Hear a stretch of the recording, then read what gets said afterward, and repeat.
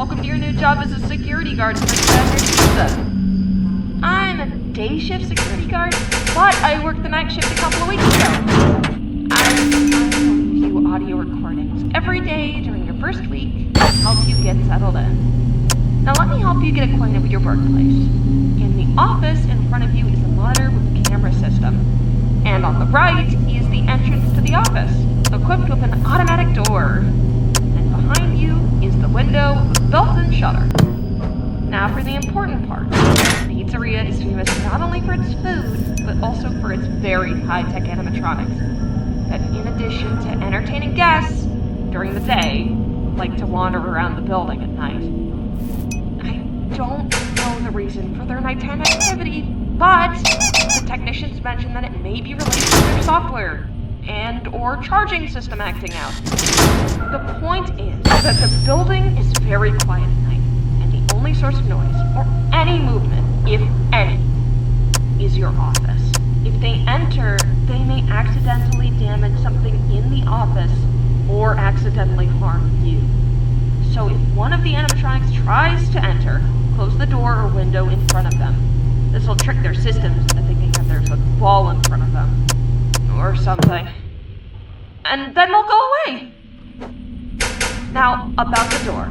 Try not to keep the door closed too long. If the little indicator under the door button gets completely full, it can cause a short circuit, which will lead to the loss of one of your fuses, of which you only have 3. We tried to talk to management about this, but they always found an excuse to postpone fixing the power supply. So we work with what we have. And as you guessed, if all the fuses burn out, your power will also go out. So be careful. That's all the information for today. I'll talk to you tomorrow. Good luck.